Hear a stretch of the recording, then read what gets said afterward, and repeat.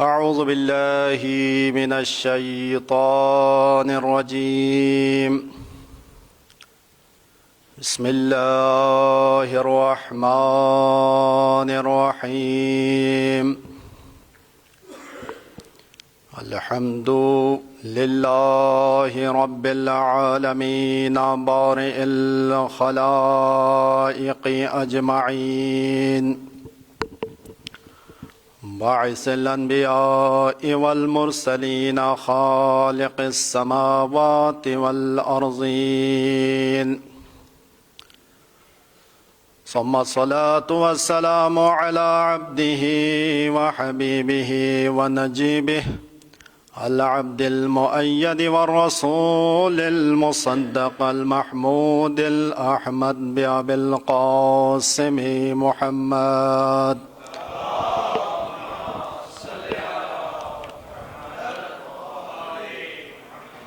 وعلى أهل بيته الطيبين الطاهرين المعصومين، واللعن الدائم على أعدائهم أجمعين من الآن إلى قيام يوم الدين. أما بعد، فقد قال الحكيم في محكم كتابه المتين: بسم الله الرحمن الرحيم. يريدون ليطفئوا نور الله بأفواههم والله متم نوره ولو كره المشركون. صلوات.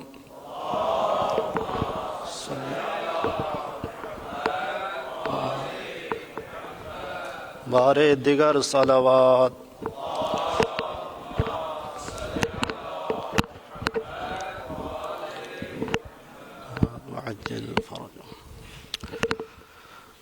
تمام تعریفیں اس خالق لم یزل ولا یزال کے لیے کہ جس نے اس کائنات ہستی کو خلق فرمایا، پھر اس کائنات ہستی میں اللہ تعالیٰ نے آسمان کو ستاروں کے ذریعے زینت بخشا، ستاروں کے ذریعے اس کائنات کو سجایا۔ اب یہ سجا ہوا کائنات جب تیار ہوا تو اللہ تعالیٰ نے اس میں مہمانوں کو بلانا شروع کر دیا۔ اب اللہ تعالیٰ نے مخلوقات کی تخلیق کا سلسلہ شروع کیا۔ اللہ تعالیٰ نے انواع و اقسام کے مخلوقات کو خلق فرمایا، پھر انہی مخلوقات میں سے 3 قسم کے مخلوقات کو اللہ تعالیٰ نے عقل کی نعمت سے نوازا۔ 3 قسم کے مخلوقات کو اللہ تعالیٰ نے عقل کی نعمت سے نوازا۔ ایک قسم جنات میں سے، ایک قسم انسانوں میں سے، اور ایک قسم فرشتوں میں سے۔ یہ 3 انواع ہے جن کو اللہ تعالیٰ نے عقل کی نعمت سے نوازا ہے اور ان کو مکلف قرار دیا ہے۔ اب اللہ تعالیٰ نے ان تینوں قسموں میں سے بھی جو شرف کا تاج تھا، جو احسن تقویم کا تاج تھا، اسے انسانوں کے سروں پر سجایا۔ جو احسن تقویم کا تاج تھا اسے انسانوں کے سروں پر سجایا۔ پھر اللہ تعالیٰ نے اب ہدایت کا بھی بندوبست پہلے سے کر رکھا ہے۔ اب اللہ نے جو ہادی منتخب کرنا ہے وہ بھی انسانوں میں سے ہی منتخب کیا۔ جتنے بھی انبیاء اور رسول ہیں، جتنے بھی ائمہ ہیں، وہ سارے کے سارے انسانوں میں سے ہیں۔ اب اتنا کچھ کرم انسانوں پر کرنے کے باوجود سب سے زیادہ اللہ تعالیٰ کے افعال پر اعتراض کون کرتے ہیں؟ انسان کرتا ہے۔ کہتے ہیں کہ اللہ تعالیٰ نے اس کو وہاں پر کیوں بنایا ہے، اس کو یہاں پر کیوں بنایا ہے، فلاں کو نبی کیوں بنایا ہے، فلاں کو نبی کیوں نہیں بنایا، فلاں کو امام کیوں قرار دیا ہے، فلاں کو امام کیوں قرار نہیں دیا۔ بھائی اللہ کے صفات تو آپ نے پڑھ رکھے ہیں، قرآن مجید میں جو اوصاف اللہ کے ذکر ہوئے ہیں ان میں سے ایک صفت جو متعدد بار قرآن میں ذکر ہوا ہے وہ صفت حکیم ہے۔ صفت حکیم، حکیم حکمت سے ہیں، یعنی اللہ تعالی حکیم ہے جو بغیر حکمت کے کوئی بھی فعل انجام نہیں دیتا۔ اسی لیے کہا جاتا ہے کہ فعل الحکیم لا یخلو عن الحکمہ، حکیم کا جو فعل ہوتا ہے وہ حکمت سے خالی نہیں ہوتا ہے۔ اب اللہ نے جو ترتیب خلقت کی ہے اس میں بھی ضرور حکمت سے کام لیا ہے، اب جو ترتیب انبیاء و رسول کے بھیجنے کا ہے اس میں بھی حکمت سے کام لیا ہے۔ اب کوئی اعتراض نہیں کر سکتا کہ آدم کو پہلے بھیجا ہے، نوح کو بعد میں کیوں بھیجا ہے، جبکہ نوح آدم سے افضل ہے، اور نوح کو پہلے کیوں بھیجا، ابراہیم کو بعد میں کیوں بھیجا جبکہ ابراہیم نوح سے افضل ہے۔ اب ابراہیم کو پہلے کیوں بھیجا، سید الانبیاء کو بعد میں کیوں بھیجا جبکہ سید الانبیاء حضرت ابراہیم سے افضل ہے۔ تو میرے دوستو، حقیقی حکمت کا علم تو اللہ کو ہے، وہ حکیم مطلق ہے، لیکن ہم یہاں پر اتنا عرض کریں گے کہ پہلے آ کر ایک خوشخبری دیتا ہے کہ بعد میں سرکار تشریف لا رہے ہیں۔ حضرت آدم تشریف لائے، فرمایا کہ میرے بعد حضرت نوح تشریف لا رہے ہیں۔ حضرت نوح پہلے تشریف لائے یہ بتانے کے لیے کہ میرے بعد حضرت ابراہیم تشریف لا رہے ہیں۔ حضرت ابراہیم پہلے تشریف لائے یہ بتانے کے لیے میرے بعد نبیوں کا سلطان تشریف لا رہا ہے۔ حضرت ابراہیم پہلے تشریف لائے یہ بتانے کے لیے کہ میرے بعد نبیوں کا سلطان تشریف لا رہا ہے۔ اب اللہ تعالیٰ نے انبیاء اور رسول کو مبعوث کیا، حضرت آدم سے لے کر خاتم الانبیاء تک۔ بات یاد رکھیے گا کہ اللہ تعالیٰ حکیم ہے، کوئی فعل حکمت سے خالی نہیں ہوتا ہے۔ پہلے حکیم کی تھوڑی سی تعریف کرتا ہوں۔ حکیم کہتے کسے ہیں؟ حکیم اسے کہا جاتا ہے جو پیاس سے پہلے پانی کا انتظام کرے۔ حکیم اسے کہا جاتا ہے جو سفر سے پہلے زاد راہ کا انتظام کرے۔ حکیم اسے کہا جاتا ہے جو ہر خطرے سے پہلے اس خطرے سے نمٹنے کے اوزار کا انتظام کرے۔ ہمارے معاشرے میں ڈاکٹر کو حکیم کہا جاتا ہے نا، وہ اس لیے کہ اس کے پاس ہر بیماری کا علاج موجود ہوتا ہے اور قبل از وقت اس کے پاس دوا موجود ہوتی ہے، جب بھی کوئی بیمار آتا ہے وہ فوراً دوا دے دیتا ہے۔ تو حکیم اپنا ہر کام حکمت سے کرتا ہے، یعنی حکیم خطرات کا پہلے سے چارجوئی کر کے رکھتا ہے۔ اب اللہ تعالیٰ حکیم ہے، حضرت آدم سے سلسلہ شروع کیا خاتم الانبیاء تک، اب یہاں پر نبوت کو اختتام پر پہنچایا۔ اب یہاں سے اللہ تعالیٰ نے امامت کا سلسلہ شروع کیا، پہلے امام آئے، دوسرے امام آئے، تیسرے امام آئے، اسی طرح 11ویں امام تک ان ساروں کو شہید کر دیا گیا۔ اب 12واں جو امام آیا ہے اس کو اللہ تعالیٰ نے 5 سال کی عمر سے غیبت صغریٰ عطا کی، اب غیبت کبریٰ عطا کیا ہوا ہے۔ اب امام غیبت میں ہیں۔ اب یہاں پر سوال پیدا ہو سکتا ہے کہ بھائی کہ امام کو غیب میں رکھا گیا ہے، یہ کیوں؟ اس کی کیا حکمتیں ہو سکتی ہے؟ غیب میں کسی انسان نے تو نہیں رکھا ہے، غیب میں کس نے رکھا ہے امام کو؟ اللہ تعالیٰ نے، اور اللہ تعالیٰ ہے حکیم مطلق، اور کوئی بھی کام حکمت کے بغیر انجام نہیں دیتا، لہٰذا اس میں بھی حکمتیں ہیں۔ اب چند حکمتیں قرآن و حدیث کی روشنی میں آپ کی خدمت میں بیان کرنے کی کوشش کروں گا۔ صلوات پڑھیے محمد وآل محمد کی ذات میں۔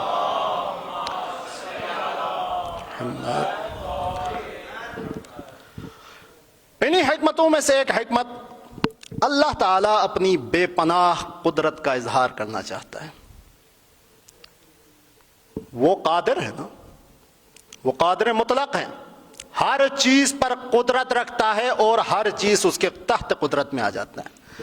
یہاں پر ایک شبہ اٹھتا ہے، بہت سارے لوگ سوال کرتے ہیں کہ بھئی کہ اگر اللہ تعالیٰ قادر ہے تو فلاں کام کیوں نہیں کرتا، فلاں کام کیوں نہیں کرتا، فلاں کام کیوں نہیں کرتا؟ بھئی ہم نے پہلے بتا دیا اللہ قادر بھی ہے، حکیم بھی ہے۔ اللہ ہر چیز پر قادر ہے، لیکن ضروری نہیں کہ ہر چیز جس پر قدرت رکھتا ہو اسے انجام بھی دے۔ آپ کے سامنے آپ کا موبائل ہے، آپ اپنے موبائل توڑنے پر قادر ہے یا نہیں ہے؟ قادر ہے، توڑتے کیوں نہیں ہے؟ حکمت نہیں ہے اس میں۔ آپ کے سامنے پانی کا پیالہ پڑا ہوا ہے، توڑنے پر قادر ہے، لیکن توڑتے کیوں نہیں ہے؟ نقصان ہے، حکمت نہیں ہے۔ اللہ تعالیٰ قادر ہے اور حکیم بھی ہے، کوئی کام حکمت کے بغیر انجام نہیں دیتا، کوئی کام اللہ تعالیٰ حکمت کے بغیر انجام نہیں دیتا۔ بس ماننا ہوگا کہ امام زمانہ کو غیبت عطا کرنے میں بھی حکمت ضرور ہے۔ اب انہی حکمتوں میں سے ایک اللہ تعالیٰ اپنی قدرت کا، بے پناہ قدرت کا اظہار کرنا چاہتا ہے کہ دنیا میں طاقتیں بن رہی ہے اللہ کے خلاف، طاقتیں اللہ کا مقابلہ کرنا چاہ رہی ہیں۔ اب ان طاقتوں نے پہلے کیا کیا؟ انبیاء اور رسول کو شہید کیا، پھر اس کے بعد ائمہ دین کو شہید کر دیا۔ اب جو 12واں ہے امام مہدی صلوات اللہ علیہ، صلی علی محمد، اب یہ لوگ چاہ رہے ہیں کہ امام زمانہ کو بھی شہید کر دیا جائے، لیکن اللہ تعالیٰ نے ایک ایسی قدرت اپنائی ہے۔ پہلے تو چند قدرت کے کرشمے، اگر اللہ بچانا چاہتا ہے تو کیا سے کیا کرتا ہے۔ آپ دیکھیے گا کہ ایک سادہ سی مثال، پہلے یہ واضح کروں کہ پانی، آگ کا کام کیا ہے؟ جلانا ہے۔ آپ نے کبھی دیکھا ہوگا کہ جو چیز آگ میں ڈالی گئی ہے لیکن آگ نے اسے نہ جلایا ہو؟ آگ کا کام ہی جلانا ہے، اس کی فطرت ہی ہے کہ وہ جلانا ہے، جو کچھ ڈالا جاتا ہے آگ نے اسے جلانا ہے، لیکن جب اللہ بچانے پر آتا ہے تو وہیں آگ گلزار بنا دیتا ہے، وہیں آگ گلے گلزار بنا دیتا ہے۔ اسی طرح دریا کا کیا کام ہے؟ پانی سیال ہے، ڈبونا، غرق کرنا، یہ اس کا کام ہے، لیکن اگر اللہ بچانے پر آ جائے تو اسی دریا میں بھی راستے نکل آتے ہیں، اسی دریا میں بھی راستے نکل آتے ہیں۔ اب امام زمانہ پر آ جائیے گا۔ امام زمانہ کو اللہ تعالیٰ نے لوگوں کی نظروں سے اوجھل رکھا ہوا ہے۔ اب یہ اوجھل کس طرح رکھا ہوا ہے؟ ہمارے یہاں عموماً سمجھا جاتا ہے کہ امام زمانہ غائب ہے، اس کا مطلب امام زمانہ کسی کمرے میں قید ہے، نہیں، یا کسی غار میں، جیسے اہل سنت اعتراض کرتے کہ غار میں بیٹھا ہوا ہے، نہیں، غار میں بھی نہیں ہے، امام زمانہ ہمارے درمیان موجود ہے، لیکن ہماری آنکھیں امام کو نہیں دیکھ پاتی ہے۔ ہمارے استاد محترم کا شعر ہے کہ کون کہتا ہے کہ روح روا پردے میں ہے پڑا آنکھوں پہ پردہ، وہ کہاں پردے؟ ہمارے آنکھوں پہ پردہ پڑا ہوا ہے، امام زمانہ پردے میں نہیں ہے، ہماری آنکھیں امام کا دیدار نہیں کر پاتی۔ اب اللہ نے ایسی قدرت اپنائی ہے، ایک ایسا نظام، ایک ایسا سسٹم بنایا ہے کہ امام زمانہ لوگوں کے درمیان میں موجود ہے، لیکن امام کے دشمن امام کو کچھ نہیں کہہ سکتے ہیں، امام کے دشمن امام کا کچھ، یہ اللہ تعالیٰ نے اپنی قدرت کا اظہار کرنا تھا۔ لوگوں کے درمیان میں موجود ہوتے ہوئے بھی دشمن امام کو قتل نہ کر سکے، یہ ایک حکمت ہے۔ انہی حکمتوں میں سے ایک حکمت، اللہ تعالیٰ اپنی ہادی کی قدر و منزلت اور اس کی اہمیت کا احساس دلانا چاہتا ہے لوگوں کو، کیونکہ جو چیز انسان کو ہم وقت میسر ہو، انسان کو اس کی قدر نہیں ہوتی ہے۔ مثال لے لیں ہماری زندگی کا، ہماری زندگی 60-70 سال کی ہوتی ہے عموماً، جتنی زندگی آپ کے پاس ہوتی ہے آپ کو اس کا احساس نہیں ہوتا ہے، ہمیں اس کا احساس نہیں ہے، وقت کٹتا جا رہا ہے، عمر گزرتی جا رہی ہے، لیکن ہمیں اس کا احساس نہیں ہے۔ لیکن ایک وقت آئے گا ہمیں وقت کا احساس ہوگا، ایک وقت آئے گا کہ ہمیں وقت کا احساس ہوگا، اس وقت وقت کہے گا کہ کاش تو نے مجھے وقت دیا ہوتا تو آج میں تجھے وقت دیتا۔ سمجھ رہے کہ کاش تو نے مجھے وقت دیا ہوتا تو آج میں تجھے وقت دیتا۔ وہ کون سا وقت ہے کہ جب ہمیں وقت کا احساس ہوگا؟ وہ اس وقت ہے کہ جب ہم اس دنیا سے چلے جائیں گے، وہاں پر جا کر قال یا رب ارجعون کہیں گے، پروردگارہ ہمیں پلٹا دے، ہمیں دنیا میں 1 گھنٹے کے لیے پلٹا دے۔ سب کی آرزو یہی ہوگی۔ اسی لیے ایک واقعہ ہے، سبق آموز واقعہ ہے، چھوٹا مختصر، کہ ایک جنازہ لایا گیا، نماز جنازے کے بعد ایک بزرگ نے وہاں کسی جوان سے پوچھا کہ جانتے ہو کہ اگر یہی جو مرحوم ہو گیا ہے اگر اس کو دنیا میں 1 گھنٹے کے لیے بھیجا جائے تو یہ کیا کرے گا؟ کہا کہ پورا گھنٹہ یہ عبادت خدا میں بسر کرے گا۔ کہا کہ اس کا آنا تو ناممکن ہے لیکن تم تو زندہ ہو، تم تو زندہ ہو۔ یہ ہمارے لیے نصیحت ہے کہ اپنی زندگی کو ضائع نہ کریں، کیونکہ جو وقت کے لیے وقت دیتا ہے وقت اس کے لیے وقت دیتا ہے، جو وقت کا ہوتا ہے وقت اس کا ہوتا ہے۔ ہمارے یہاں عموماً کہا جاتا ہے نا کہ ہمارا بھی وقت آئے گا۔ یہ وقت کب آئے گا؟ جب آپ نے وقت کو وقت دیا ہو۔ اگر آپ وقت کو وقت نہیں دیں گے تو وقت آپ کو ضائع کر دے گا۔ یہ ہماری زندگی ہے جس کی ہمیں قدر نہیں ہے، لیکن جب یہ زندگی ختم ہو جاتی ہے، جب یہ وقت ختم ہو جاتا ہے تب ہمیں وقت کا احساس ہوتا ہے۔ اسی لیے امیر المومنین فرماتے ہیں کہ ہر نعمت کا احساس اس وقت ہوگا جب وہ نعمت چھن جاتی ہے۔ اب امام زمانہ کو اللہ تعالیٰ نے پردہ غیبت میں رکھا ہوا ہے، کیوں؟ لوگوں کو احساس دلانے کے لیے۔ کیا کیا تھا لوگوں نے یہ کیا تھا کہ جب انبیاء ان کے پاس آئے تھے تو ایک دن میں 3 4 نبیوں کو شہید کیا ان لوگوں نے۔ کیوں؟ میسر ہوتے تھے، اس وجہ سے ان کی اہمیت کا احساس نہیں تھا۔ لیکن آج کل کے زمانے میں آپ لوگوں سے، ہم لوگوں سے اگر کوئی آ کر کہے کہ آپ کے پاس جو کچھ ہے وہ مجھے دے دے، میں ایک دفعہ آپ کو امام کا دیدار کرا دوں، آپ دینے کے لیے تیار ہو جائیں گے۔ کیوں؟ ہمیں امام کی اہمیت کا اندازہ ہوا ہے، ہمیں احساس ہوا ہے کہ امام کا نظر نہ آنا کس قدر کرب کی بات ہے، امام کا نظر نہ آنا کس قدر کرب کی بات ہے، ہمیں اہمیت کا احساس ہوا ہے۔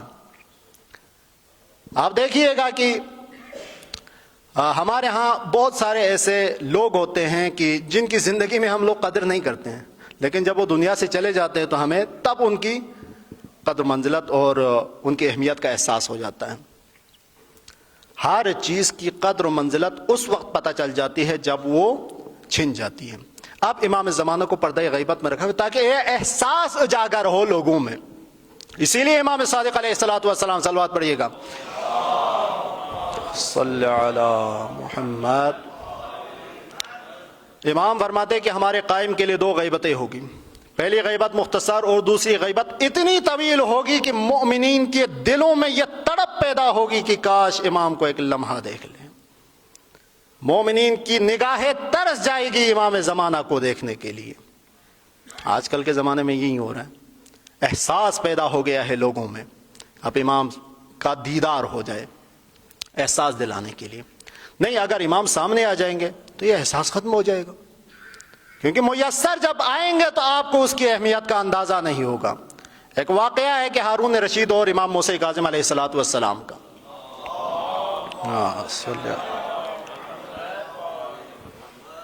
ہارون رشید امام موسیٰ کاظم کے ساتھ آیا روضہ رسول پر، آ کر وہ اپنی قرابت کا اظہار کر رہا ہے رسول اللہ کے ساتھ، لوگوں کو دکھانے کے لیے۔ کہا السلام علیکہ یا رسول اللہ، سلام ہو آپ پر اے اللہ کے رسول۔ السلام علیکہ یا ابن عم، سلام ہو آپ پر اے میرے چاچا کے بیٹے۔ اب امام آگے بڑھے، امام نے سلام کا کچھ اور انداز اپنایا، فرمایا السلام علیکہ یا ابتا، سلام ہو آپ پر اے میرے بابا۔ ہارون رشید نے سوال کیا یہ کیسے ہو سکتا ہے کہ پیغمبر تمہارے بابا کس طرح سے ہو سکتے ہیں؟ امام نے فرمایا کہ سن، کہ اگر پیغمبر خدا دنیا میں دوبارہ تشریف لائے اور تجھ سے تیری بیٹی کا ہاتھ مانگ لے تو تم کیا کرو گے؟ اس نے کہا کہ میرے لیے تو سعادت کی بات ہے، میرے لیے تو فخر کی بات ہے کہ نبیوں کا سلطان میرا داماد بن جائے۔ اب امام نے فرمایا کہ تجھ میں اور ہم میں یہی فرق ہے کہ نبی اگر دنیا میں آ جائے تو تجھ سے تیری بیٹی کا رشتہ لے سکتا ہے، لیکن میری بیٹی خود نبی کی بیٹی ہے، کیونکہ میں نبی کا فرزند ہوں۔ اب یہاں پر اسی واقعے سے شاید مثال کے طور پر ذکر کیا ہے۔ آپ دیکھیے گا کہ ہارون رشید کیا کہتے ہیں، نبی دنیا میں آ جائے تو بیٹی دینے کے لیے تیار ہے، نبی دنیا میں آ جائے تو نبی کے قدموں میں بیٹھنے کے لیے تیار ہے، لیکن وقت کا محمد سامنے کھڑا ہے لیکن احساس نہیں ہے، وقت کا محمد سامنے کھڑا ہے لیکن احساس نہیں ہے۔ کیونکہ ہم میسر ہو تو اس کی اہمیت کا احساس نہیں ہوتا ہے. اسی لیے لوگوں کے دلوں میں احساس پیدا کرنے کے لیے اللہ تعالیٰ نے امام زمانہ کو پردے غیبت میں رکھا ہوا ہے. انہی حکمتوں میں سے ایک حکمت کہ خود لوگوں کا امتحان ہے کہ لوگ کب تک صبر کریں گے. امتحان ہمیشہ صبر کا ہی ہوتا ہے. توجہ ہے آپ کی, امتحان ہمیشہ صبر کا ہی ہوتا ہے.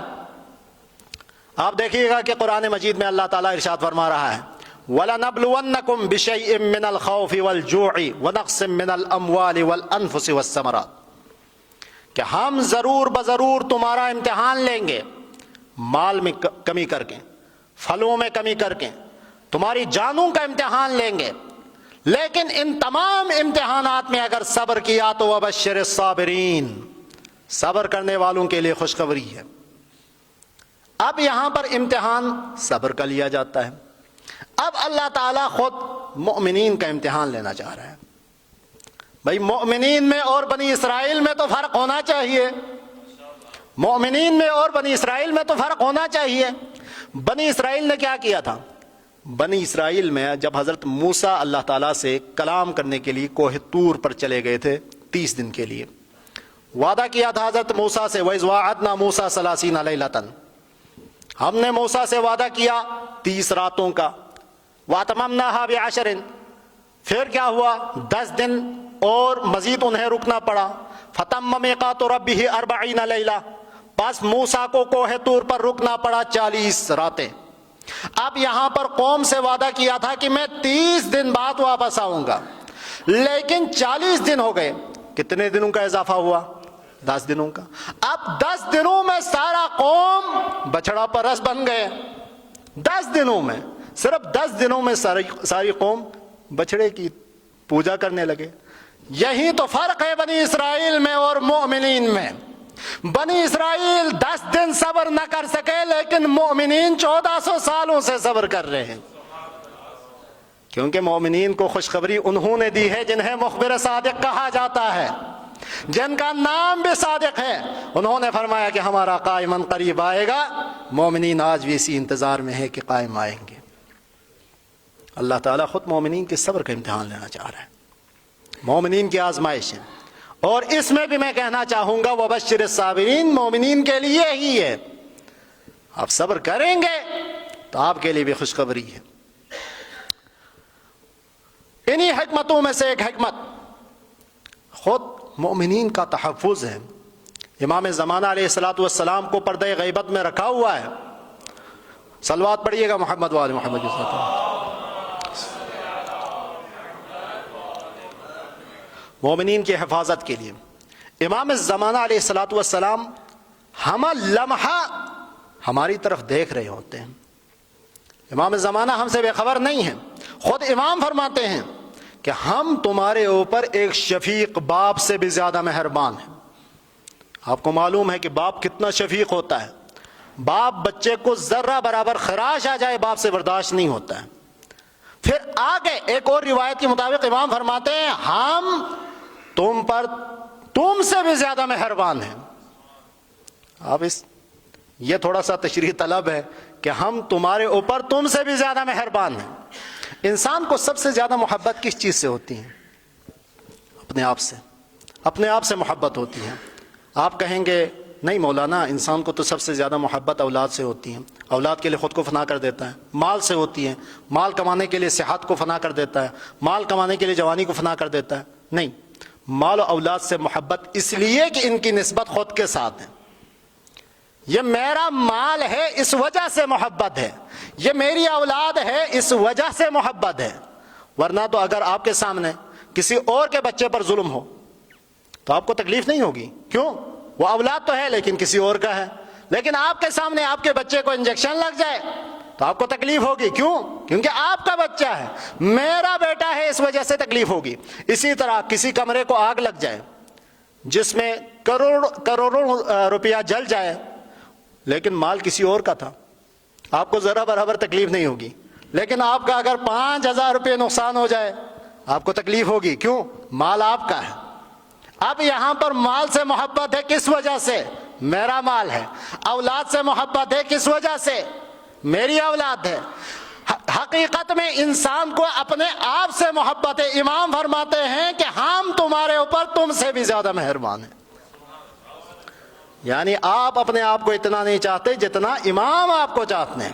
پھر امام آگے فرماتے ہیں کہ اگر ہم تم سے ذرہ برابر لمحہ بھر کے لیے بھی اگر غافل ہو جائے تو یہ دنیا تمہیں تباہ و برباد کر دے گی. دشمن تمہیں تباہ و برباد کر سکتے ہیں. لہٰذا آپ دیکھیے گا کہ آج کے دور میں اگر ہمارے جلوس، اگر ہمارے محافل، اگر ہمارے مجالس پرامن طریقے سے منعقد ہو رہے ہیں تو امام زمانہ کا کرم ہے، امام زمانہ کا سایہ ہے ہم پر، جس کی وجہ سے ان کے سائے میں ہم پرامن رہ رہے ہیں، ان کے سائے میں ہم محفوظ ہیں. غیبت کی حکمتوں میں سے ایک شیعوں کی حفاظت ہے، مومنین کی حفاظت ہے. اور اسی طرح انہی حکمتوں میں سے ایک حکمت دشمنوں کے دلوں میں خوف پیدا کرنا ہے. دشمن امام ظاہر سے اتنا نہیں خوف کھاتے جتنا امام غائب سے خوف کھا رہے ہیں. امام ظاہر سے اتنا کیوں خوف نہیں کھاتے؟ اس وجہ سے کہ ان کو معلوم ہے کہ اگر امام ظاہر ہے تو یا مدینے میں ہوں گے، یا کوفے میں ہوں گے، یا مکے میں ہوں گے، یا دنیا کے کسی بھی شہر میں ہوں. صرف اس شہر میں اور اس شہر کے لوگوں سے انہیں خوف ہوں گے. لیکن اب امام غائب ہے تو وہ ہر طرف سے خوف زدہ ہے. دشمنان دین، دشمنان اسلام ہر طرف سے خوف زدہ ہے کہ امام آئیں گے تو کہیں سے بھی آ سکتا ہے. دشمنوں کے دلوں میں خوف بٹھانا مقصود ہے. اور اسی طرح ہمارے لیے بھی ہمارا امتحان ہے، ہماری آزمائش ہے. ہمارے لیے وقت دیا جا رہا ہے کہ امام کو کچھ عرصے کے لیے پردہ غیبت عطا کی ہے تاکہ اسی عرصے میں آپ تیاری کر سکیں. کتاب شرح تجرید الاعتقاد خواجہ نصیر الدین طوسی نے لکھا ہے. اس میں خواجہ فرماتے ہیں کہ امام کی جو غیبت ہے وہ ایک لطف ہے. لطف اردو میں لذت کے معنی میں استعمال کیا جاتا ہے، لیکن لطف کا جو حقیقی معنی ہے ہر وہ چیز جو آپ کو اللہ کے قریب کرے اور اللہ کے معصیت سے دور کرے اسے لطف کہا جاتا ہے. ہر وہ چیز جو آپ کو اللہ کے قریب کرے اور اللہ کی معصیت سے دور کرے اسے لطف کہا جاتا ہے. خواجہ فرماتے ہیں کہ امام کی غیبت ایک قسم کی لطف ہے. اب اس غیبت کے عرصے میں مومنین کے پاس ایک وقت ہے، ایک غنیمت وقت ہے کہ جس میں مومنین اپنے آپ کو امام کے لیے تیار کر سکتے ہیں. لہذا غیبت امام زمانہ کا جو زمانہ ہے اس میں ہمارے پاس بہترین وقت ہے کہ ہم اپنے آپ کو امام کے لیے تیار کر سکیں.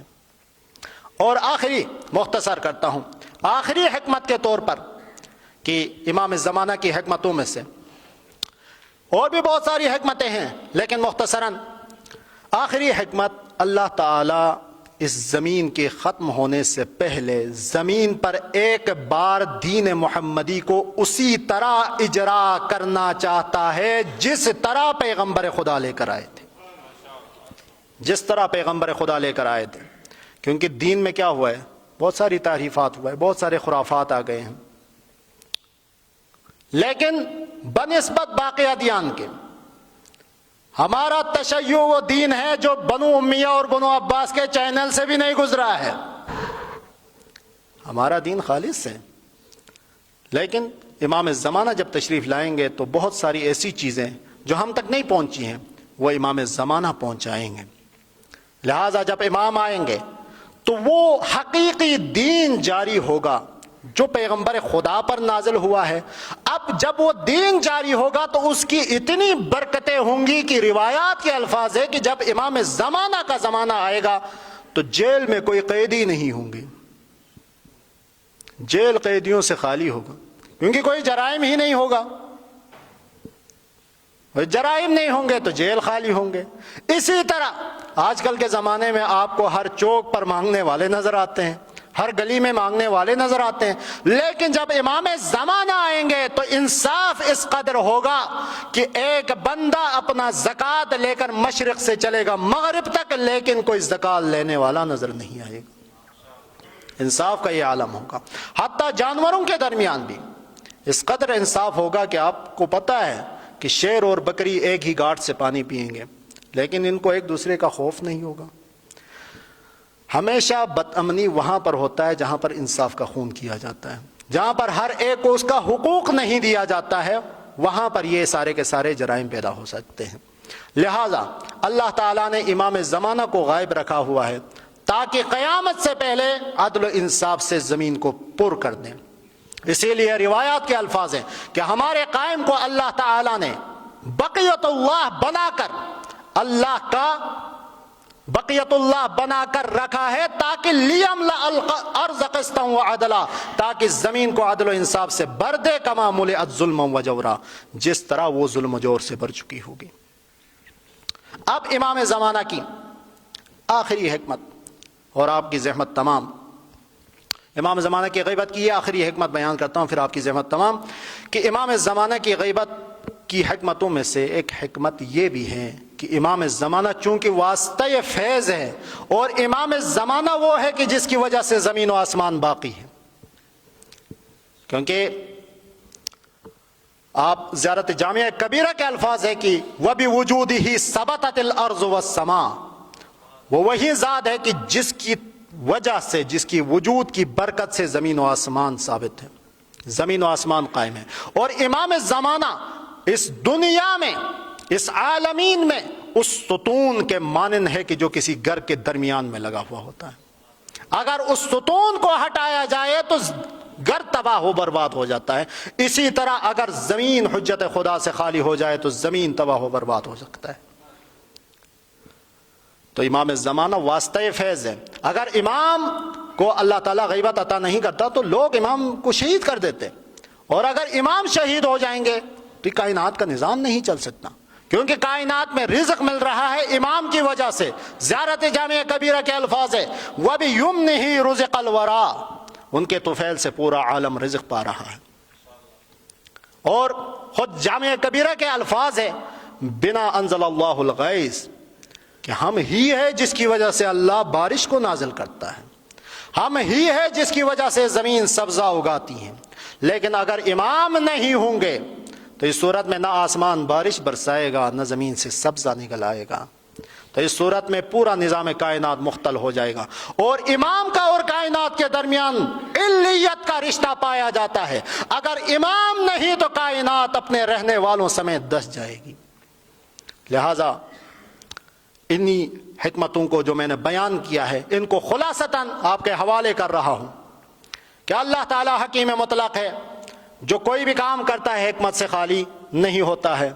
اب امام زمانہ کو اللہ نے غیبت میں رکھا ہوا ہے، ضرور اس کی حکمتیں ہیں، انہی حکمتوں میں سے ایک اللہ اپنی قدرت کا اظہار کرنا چاہتا ہے۔ دوسری حکمت یہ ہے کہ اللہ تعالیٰ اپنی ہادی کی اہمیت اور احساس لوگوں کے دلوں میں اجاگر کرنا چاہتا ہے۔ انہی حکمتوں میں سے ایک یہ ہے کہ لوگوں کی آزمائش مقصود ہے، مؤمنین کا امتحان مقصود ہے، مؤمنین کو ظہور سے پہلے امام زمانہ کے لیے تیار کرنا مقصود ہے، اسی طرح خود مؤمنین کی حفاظت بھی مقصود ہے، اسی طرح دشمنان دین کے دلوں میں امام کا خوف بٹھانا ہے، اور اسی طرح امام زمانہ علیہ الصلاۃ والسلام کی حفاظت کائنات کے بقا کا بھی سبب ہے۔ پروردگار عالم سے دعا ہے کہ پروردگار عالم امام زمانہ عجل اللہ تعالی فرجہ شریف کو جلد از جلد ظہور عطا کر دے۔ پروردگار عالم ہمیں امام کے اعوان و انصار میں سے قرار دے۔ پروردگار عالم امام کے قلب کو ہم سب سے راضی و خوشنود کر دے۔ پروردگار عالم ہماری اس قلیل سے عبادت کو اپنی بارگاہ میں قبول و منظور کر دے۔ پروردگار عالم ہماری تمام گناہان کبیرہ و صغیرہ کو معاف فرما دے۔ پروردگار عالم دنیا میں ہمیں ائمہ معصومین علیہم السلام کی محبت اور آخرت میں ان کی شفاعت نصیب فرمائے۔ والسلام علیکم ورحمۃ اللہ وبرکاتہ۔ بر محمد و آل محمد صلوات۔